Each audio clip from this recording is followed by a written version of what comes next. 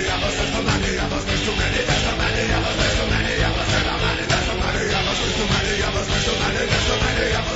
right, y'all. Welcome back to Anti-War Radio. Our next guest is Chris Hedges. He's a Pulitzer Prize-winning reporter, senior fellow at the Nation Institute. He's covered wars all over the world for the New York Times, the Dallas Morning News, the Christian Science Monitor, National Public Radio. He's a lecturer at Princeton University, currently writes for Truth Dig. He's the author of American Fascists, the Christian Right, and the War on America. War is a force that gives us meaning, which, if you take my word for it, goes at the very top of your list for next book that you read. Also, what every person should know about war and losing Moses on the freeway. Welcome back to the show, Chris. How are you? Thank you. I'm good. Very good to have you on the show here. Glad to know you're doing all right.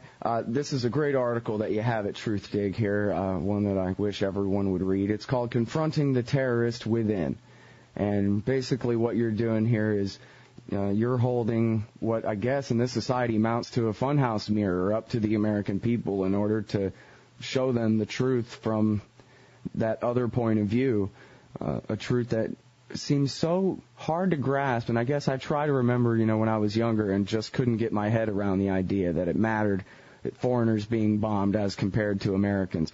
I guess I was in ninth grade during the first Gulf War, and the attitude, around my neighborhood was, nuke them all till they glow, and who cares about them, and that kind of thing. It seems like a pretty easy stance to take, our team versus their team, and they're just not very human, and we're good and they're evil, and so somehow all the evil things that we do to them become okay. Chris, that's basically how it works, isn't it? Well, having spent 20 years abroad on the receiving end of American power, you begin to look at not only the world, but what we do in the world very differently. And I think, we have to be really upfront with the fact that the wars in Iraq and Afghanistan, when matched against every ethical and legal code, whether it's just war theory, whether it's the statutes of international law set down in the post-Nuremberg laws after World War II, define the invasion and occupation of nations that do not pose a threat to you as criminal wars of aggression. That's what they are. These conflicts, especially in Iraq, have left hundreds of thousands of people dead, people who did not pose a threat to us.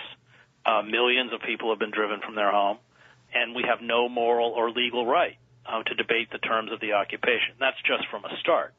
But when you, as I have spent time in villages that have been hit by American ordnance, 500,000-pound fragmentation bombs, you understand how an Afghan villager that's burying members of his own family killed in an American airstrike understands in a way that I think we as Americans do not, that terrorist attacks can also be unleashed from the arsenals of the American Air Force, from an imperial power.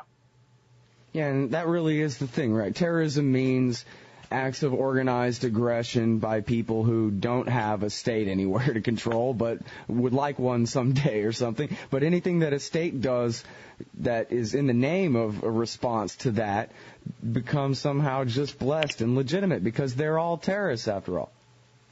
Yeah, and I think we have to understand the relationship between what we do around the globe and the response of people who define themselves as, fighting against the reach of American imperialism. I quote in the article from Robert Pape's book, Dying to Win, The Strategic Logic of Suicide Terrorism, where he studied suicide bombings and attacks from around the world. And, it's a great study because it rips apart all of the mythologies that we use to demonize terrorists. He found that in almost every case, suicide bombers arise from communities that have deep feelings of collective humiliation, by genuine or certainly perceived occupation. He writes that every major suicide terrorist campaign, that's over 95% of them, are carried out to drive out an occupying power, and that would be true in Mumbai as well. With most of the, as far as we can tell, most of these terrorists or militants were come out of Kashmir, where the Indian Army has used draconian and ruthless methods to crush a Muslim insurgency. And in fact, it fits the rest of the criteria, too, in the sense that they're of a different religion, which is very important for people not just fearing their death, but fearing that their children their lives and their entire society will be changed if they lose. And at the same time, India at least is somewhat a democracy, and so pressure from below on their government by the people to come to a solution is actually possible. As opposed to, I think he says terrorism doesn't work very well in China because the Politburo doesn't care if you bomb a bunch of people. It's not going to affect them. Well, you need access to a media. I mean, that's one of the things you learn. And when you live in a totalitarian state like China, they can just shut the national media down. I mean, they can just make a terrorist attack virtually invisible, which we know they largely did in attacks that were carried out before and even during the Olympics. Right. I didn't know that, even during the Olympics, huh? Well, there were a series of shootings, and there were a series of minor incidents, which the Chinese authorities pretty effectively covered up. I'm sure you remember in the presidential campaign, Robert Pape's book, Dying to Win, was brought up by Ron Paul, and his argument that it was American occupation and intervention in the Middle East that caused September 11th, that history didn't begin that day, but that was a reaction to things that America had done before. And, of course, that caused the giant controversy because Rudy Giuliani, who I'm not sure if you heard was actually there that day, he, of course, accused Ron Paul blaming America for the attack and saying that we deserved it or something like that. But he was simply observing the laws of physics, right?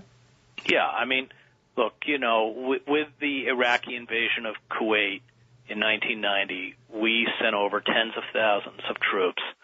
We had very little, by the way, military presence before 1990 in the Middle East. We sent over tens of thousands of troops to the Middle East, which have not left. And it's the presence of these troops, along with, of course, the continued abuse of Palestinians by Israel, that has been the most potent recruiting tool for al-Qaeda. Pape points out correctly that this idea that, there is sort of a supply-limited number of a few crazy psychopathic religious fanatics coming out of madrasas who want to reap maximum terror on the West is just wrong. That this is a demand-driven phenomena. That is, that it's driven by the presence of foreign forces on Muslim soil that is viewed by many Muslims, and correctly so, as a form of occupation, and that the invasion and occupation of Iraq and Afghanistan, and statistically this is borne out, has increased and augmented the ranks of suicide terrorists, and given these radical groups, a kind of new lease on life. And, I think it is really important. You mentioned how they're middle class, the profile of the suicide terrorists, at least the lead hijackers. I don't know about the muscle guys, but the lead hijackers in the September 11th case, I know Muhammad Atta, for example, was a graduate student in engineering. They were all upper middle class, university-educated guys mostly from Cairo. And most of them were from Saudi Arabia. 14 are from Saudi Arabia. Oh, yeah. Well, yeah, I mean the actual pilots of the planes, the crew. I mean, the Saudi muscle was kind of brought in at the end, sort of thing. But anyway, they were, and I guess even the Saudis who were brought in toward the end also were sort of, middle class types, which is in stark contrast to what mainstream media tends to depict. Right. I know the Bush administration depicts as poor, helpless people who need to be invaded and given democracy so that they won't be poor and helpless anymore, and then they'll love us and not want to be terrorists anymore. Well, I mean, when we look at the profiles, and, I did this for a year for the New York Times, reconstructing where terrorists came from, Al-Qaeda terrorists came from, in various attacks, either those carried out or aborted throughout Europe and North Africa. And that's true. Most of them came from the middle class, and in some cases very privileged positions relatively to certainly the impoverished lives of most of the Tunisians or Algerians or wherever it was that they came from. And so it wasn't that they experienced direct personal affronts to their dignity necessarily. It was more often that they were fired up by abstract ideals, national, ethnic, religious, purging the world of evil in a kind of bizarre, twisted way. That's precisely what we're trying to do. We're trying to purify the world through force, which is always self-defeating. We're trying to insist that we can use violence to mold the world into our vision of what it should be, which is precisely what they're doing. And the more, these kinds of utopian visions backed by violence feed off of each other. So the more the violence is ratcheted upward, the more we are uncertain and afraid, the more reality impinges on this fantastic notion of a harmonious world, the more strident, absolutist, and aggressive we become. I think that when you understand the psychology of those who carry out these kinds of attacks and match it to our own, you find disturbing parallels. Mm-hmm. We keep doing what doesn't work until it destroys us all. Yes. Well, and I like the way you point out in the article you kind of, in order to do the putting yourself in the other guy's shoes point of view, you talk about in the humiliation. That was really, what happened on September 11th. That's why the American people were willing to support not just an invasion of Afghanistan, but of Iraq too, because Afghanistan just wasn't enough. There weren't enough things to bomb there. We got to bomb some more people. And, basically, it's the same difference. If you're an Arab, when America commits September 11th type attacks against you all the time, it makes you just about the same amount of angry. There's no reason why it shouldn't. Yeah, I think that for us, we had feelings of vulnerability as a nation, which were new, feelings of collective humiliation, and that we, by invading Iraq and Afghanistan, attempted to exercise through reciprocal violence what we felt had been done to us. And this is exactly the driving force behind groups like Al-Qaeda. If you look closely at the statements and writings, for instance, of Osama bin Laden. He talks all the time about the Sykes-Picot Agreement. And this was the agreement that led to the carving up of the Ottoman Empire and the real beginning of Arab humiliation. He constantly rails against the presence of American troops, especially on the soil of his native Saudi Arabia. So very much the motives of Islamic extremists, in many, many ways mirror our own. Well, yeah, and their behavior. They really, if you look at Osama bin Laden and his theory of collateral damage, he seems a lot like the Republicans in a lot of ways.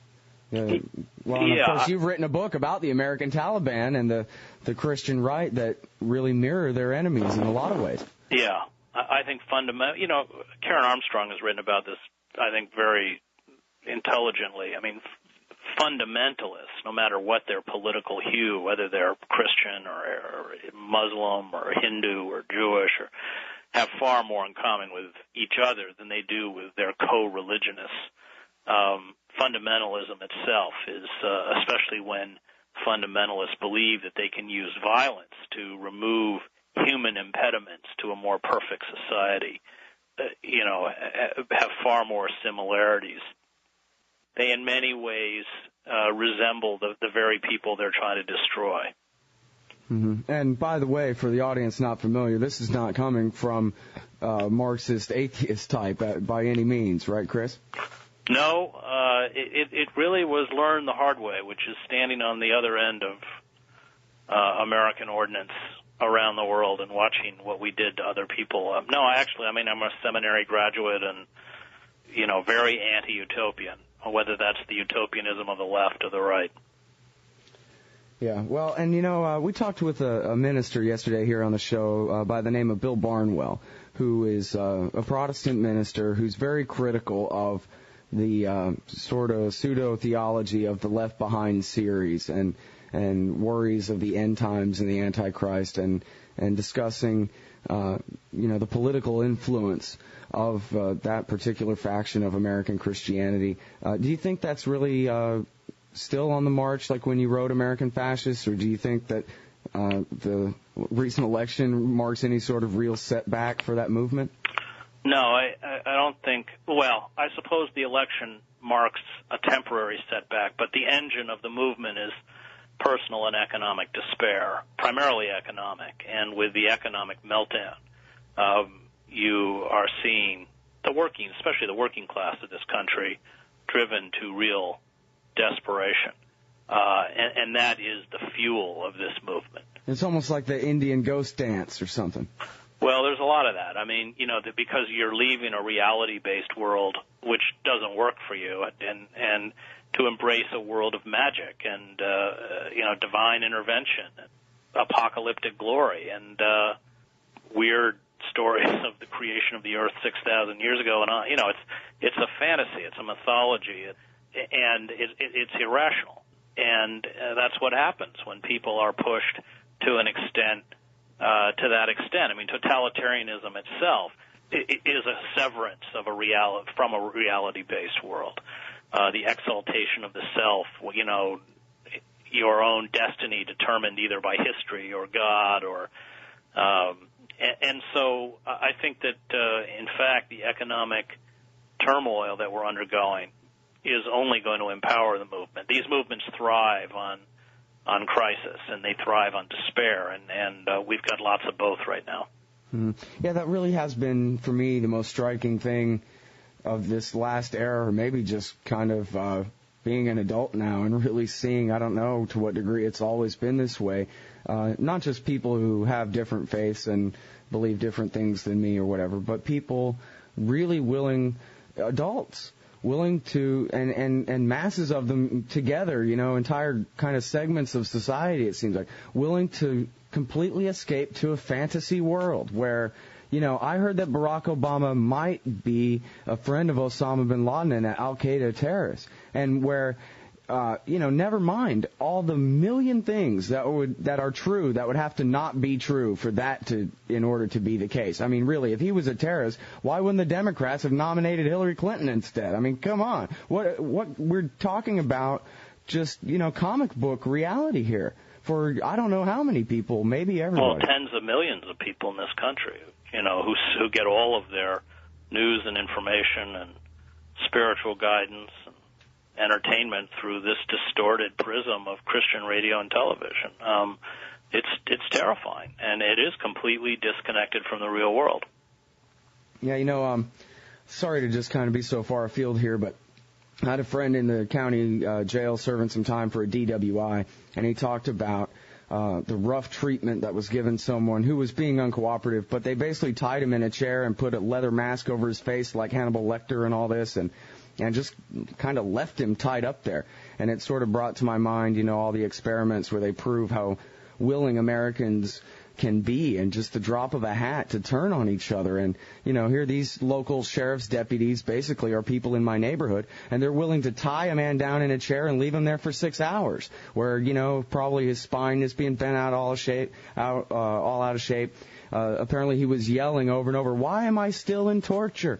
And then, "Why am I still in torture? How quiet do you want me to say it? Please let me out of torture," he was saying. And they left him there. My neighbors, the Travis County Sheriff's deputies, left this guy there for 6 hours in the Travis County lockup, as though handcuffs just aren't good enough inside the jail. And I'm thinking, especially when you talk about people this detached from reality, how easy, you write this book, American Fascists, how easy would it really be to turn these people into some sort of, Blackwater army against the rest of us? Well, some sort of black-shirted... Blackwater's run by one of the premier or the charter members of the radical Christian right, Eric Prince. And the rise of a mercenary force, which is now has 3 bases on American soil, isn't completely terrifying because it is wedded to that ideology and disconnected from any kind of constitutional control or oversight. So, Yeah, I mean, I think what you learn when you cover as many countries as I have is that you can, raise these kinds of inhuman organs in any society, and our society is certainly not exempt from that, as your story illustrates. Mm-hmm. Well, they talk about sort of the defining characteristics of fascism and that kind of thing. In your travels and covering all these wars, do you see America really starting to fit into the pattern of, say, South American banana republics of the 70s and 80s and states in the Middle East today? Are we really heading down the path toward the abandonment of law and the empowerment of a real total state in this society, Chris, you think? As long as our oligarchic elite continues to rob us blind and funnel, hundreds of billions of dollars upwards to Wall Street, and probably the largest transference of wealth from the base to the pinnacle in American history, what they're really doing is accelerating the collapse of the system. I mean, the idea that we can throw enough money at anywhere $3 to $4 trillion worth of bad assets and make a difference. The issue is, the most astute economists have pointed out, is that people can't pay their mortgages. They can't pay their credit card bills, and banks are not lending because they understand full well that most of these loans are not going to be paid back. So we haven't even begun to address the issue.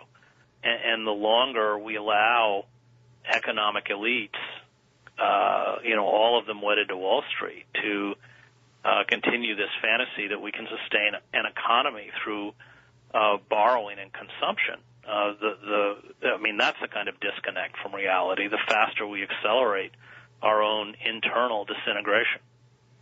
Well, right, and then the question is, what comes after that? When you have the next Great Depression, if that's indeed what it is, if the recession, the attempt to reinflate continues to fail, and the whole thing really unravels. And it already is failing. Right. Well, so if we have massive unemployment, 25% or better, that kind of thing, that's when you look at real civil unrest and revolutions, at least within the form, if not the overthrowing of the form itself. Well, that's when that is the great boon to the Christian right. Well, and to every faction who wants any sort of desperate measure taken, I guess. Right. But the only organized radical faction is on the right. The left is bankrupt in this country. Yeah, well, that's for sure. And they're certainly not as well armed as the right. I know that. No, our backlash is going to be a right-wing backlash, and they're going to be waving the American flag and carrying a Christian cross. Yeah. All right. Well, if we can change the subject a little bit back to the Middle East here, and you make the parallel, and I think it's a good one. I actually am crass and simple enough that I made a bumper sticker years ago that says Iraq, America's West Bank, and you compare Iraq and Afghanistan to the West Bank and the Gaza Strip, and in their effects on our society here. And I guess I was just wondering if I could get you to explain the metaphor there a little bit, and then if we can sort of segue into what actually is happening in Gaza and the West Bank. It's so little covered even on this show, much less in, the Times and the Post. Well, if you look at what destroyed Athenian democracy, Athens expanded its empire, became a tyrant abroad, and then eventually a tyrant at home. That the tyranny Athens imposed on others had finally imposed on itself. And that's a pretty good window into what happens when you expand an empire as ruthlessly as we have expanded ours. You've seen the militarization of Israeli society, the seizing of power by, a messianic hard-right Kadima or Likud party, very far from the vision of Israelis' founders who were basically secular socialists in the 1950s. And so that kind of corruption that took place with the occupation of the West Bank in Gaza in 1967 is, I think, affecting American society, and the rise of groups like Blackwater and our mercenary forces, as well as the national security state, I think are evidence of that. So, look, what is the FISA Reform Act? It's a giant step towards fascism. It is the ability of the government to monitor private emails, conversations, phone messages of ordinary citizens without without appearing to any court, without any kind of oversight. So the consequences of brutal occupations always reverberate on the imperial power throughout history and are already reverberating on us. So just as I have watched over the years the disintegration of the sort of moral fabric of Israeli society, I think we are also undergoing a very similar disintegration. And what's happening in Gaza is an example of that. It's it is just appalling. They're cutting off food, cutting off medical supplies. They have bombed the central power plant, which means many Gazans live in virtual darkness at night with no electricity. Businesses have just collapsed. People, 750,000, half of the residents of Gaza depend on United Nations donations to eat. And the world stands by and says nothing, does nothing. It is a form of collective punishment, which is a direct violation of the Geneva Convention. And unfortunately, the Israeli lobby in the United States has captured. It's powerful, it's wealthy, and it has really silenced any kind of critique of this tremendous abuse from both the Democrats and the Republicans. Well, and this is, revenge for Hamas winning the election that Bush and Rice insisted they hold? Yeah, I know. Which they wanted a free and fair election. They didn't like the outcome. And these are the birth pangs of a new Middle East, you understand? All right. The Israelis created Hamas through one blunder after another, just like they created Hezbollah in southern Lebanon. That's the tragedy. Well, let me ask you about that, because, when you say created in southern Lebanon, created Hezbollah, I take that to mean Hezbollah rose up as a reaction to the Israeli invasion. But in the case of Hamas, I know Richard Sale and others have written that the Israeli intelligence services actually actively worked with Yassin, the old man that they, in the wheelchair that they killed with the missile a few years back, in order to create it in the first place. Do you know about that? I don't know about that. I do know that in the late 80s, when I first went to Gaza, when they were trying to break apart Fatah, they would not arrest Hamas members because they saw Hamas as an effective wedge to Fatah's hegemony over the West Bank and Gaza. To what extent did they create it? It had very strong ties to the Muslim Brotherhood, and a lot of its original leaders had spent time in Egypt with the Brotherhood. But, that I don't know. I've heard that accusation, but I've never seen any kind of evidence to back it up. Well, certainly the Israelis treated them at the beginning with kid gloves and wanted them to foster. Well, they certainly had a policy of doing everything they could to marginalize what are, I guess, essentially kind of leftist, secular PLO guys, right? The Fatah movement. Well, they wanted to break the power structure of Fatah, yeah. And they thought that they could do that by building up Hamas. That was a conscious Israeli policy. See, that's the thing that I never understand. When you talk about regime change in Iraq or Syria or any of these places, who's left to replace these governments other than religious militant groups? Well, that's the great failing of U.S. foreign policy. I mean, you look at Egypt, these under Hosni Mubarak, he's been in power, 27 years or something. I mean, they have and to cling to power, they just become more corrupt and more repressive. You have the same thing in Afghanistan. I mean, I think it's not that people want the Taliban. They're just so sick of the brutality and the corruption of the Karzai puppet government, so that the Taliban begins to look good by comparison. Right, and if we have a situation in Egypt where Mubarak or maybe his son, who I think he says he's planning on well, he's grooming him. I don't know if it's going to work, but I'm sorry? He's grooming his son Gamal. I'm not sure it's going to work because he doesn't come out of the army. I think in the end, Egypt's a military state. Mm-hmm. And well, so I guess, do you think that it's a military state enough to keep it from becoming a Muslim Brotherhood state? I don't know. I mean, Egypt is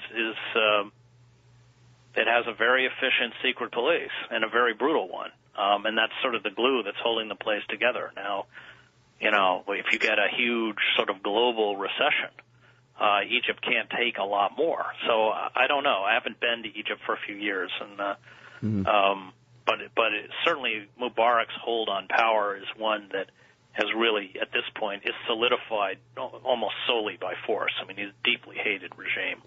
Right, and of course, the more cruel he is, if there's ever a backlash, the worse it's going to be. Exactly. Yeah. Yeah, it's amazing how. I mean, obviously, every time you have one of these, interventions, whether it's just propping up a dictator only, merely propping up a dictator or outright invasions, never mind the fact that you can predict that there will be unpredictable consequences and who knows what. But there are even very, very predictable consequences to pretty much all of this stuff. Like, for example, when they talk about bombing Iran and what might, we can all come off with a list off the top of our head of 10 or 15 horrible things that could very possibly happen if America and or Israel attack that country. And yet somehow it's still, on the table, they call it. Yeah, I've been very outspoken against the calls to bomb Iran for, many reasons, not least of which is that it would trigger a regional war. Are the people who run American policy just blind and deaf, or how can it really be that the kind of reality that you and I are discussing here doesn't seem to come into play in their deliberations at all up there? Well, I think in fact on Iran, they've, saner heads in the Pentagon and the CIA have sort of stayed the hand of the Bush administration. And they didn't do that in Iraq, and they paid for it. But the Israelis seem determined to go ahead and do it. I mean, that's the fear now, is that Israel will carry it out on their own. And the consequences are just almost too frightening to contemplate. I think there's little doubt that Iran would strike back against Israel. Hezbollah, which is a Shiite organization, would certainly begin lobbying with everything they have in northern Israel. I mean, it is, the ability of the Iranians to hit U.S. targets in Iraq, including the Green Zone. It is just, it's a nightmarish scenario. Right, and in fact, I think the last Guardian article that talked about Bush had told the Israelis finally know that the main reason cited was the danger to American forces in Iraq. Yeah, I mean, the Sadr missiles could just devastate the Green Zone. You could obliterate command and control in Iraq. Well, and never mind the fact that we've installed the Supreme Islamic Council and their Badr Corps in power, and as Abdulaziz al-Hakim has said, we would do our duty to Iran if America attacked Iran. Right. No, I mean, Iraq would disintegrate. Well, but here's the thing that I still can't quite wrap my head around. Why is it that anyone in the Israeli intelligence services or in policy positions there believe that they would be better off by attacking Iran's safeguarded nuclear program when they have to know as well as you and I do, the obvious consequences, and never mind all the terrible unintended ones that are unpredictable. Because it's long been Israeli policy that no one else shall have nuclear weapons in the Middle East but Israel, period. Yeah, so, and they are willing to suffer the consequences of that. They want a complete domination, of a nuclear arsenal. So that has been just an ironclad Israeli position, which will never change. And they certainly do understand the consequences, but they're willing to take them. Yeah. Well, and I guess they're willing to let American soldiers go ahead and face the new battle they'll have to face in Iraq because what do they care? Well, it was largely the Israelis, not largely, but certainly the Israelis were pushing us hard to go into Iraq. Well, and there's some, like Michael Shorey says, has said on this show that, and that's why we'll never leave, because the Israelis don't want us to leave. They don't want to have to face the consequences of post-American occupation in Iraq. They want to keep our army there basically forever. Well, they have nothing to worry about. Obama has no intention of leaving Iraq. No intention whatsoever? No. Well, when he says, he wants to get out the combat forces, but not, I guess, the rest of them, do you think he wants to leave 50 to 60,000 troops behind. He wants to retain control of our imperial city, the Green Zone, the 3 super bases, leave behind the mercenary forces. That's not a withdrawal. Do you think that Israeli pressure is a major reason for his decision to I don't know about him, but within the Bush administration, that would certainly be true. Yeah. That and the contractors. A lot of people are making a lot of money off this war. Don't forget. No doubt about it. For many people, this war has been very, very good. I guess you saw the profile of Barry McCaffrey in the New York Times. Well, there you go. Weekend. That's a perfect example. Yeah, that wasn't really great. I'm sorry it was a few years too late there. Right. At your old newspaper. But, I know. But still a very good, it was a very good thorough story. report. Yeah, they did a good job. Yeah. All right, well, listen, I can't tell you how much I appreciate your time and your insight on the show today, Chris. Yeah, thanks for having me. All right, everybody, that is the great Chris Hedges, author of War is a Force That Gives Us Meaning, which, please, just put at the top of your list. Buy it for people you care about for Christmas. It's extremely important. Pulitzer Prize-winning reporter, senior fellow at the Nation Institute, writes for TruthDig.com, lectures at Princeton. The books are American Fascists, The Christian Right and the War on America, What Every Person Should Know About War, Losing Moses on the Freeway, and, of course, War is a Force That Gives Us Meaning. And I think we're going to go ahead and call it a day. Call it a wrap for Anti-War Radio. We'll be back here tomorrow, 11 to 1 Texas time. We have great interviews lined up all week for you here. So, see you then.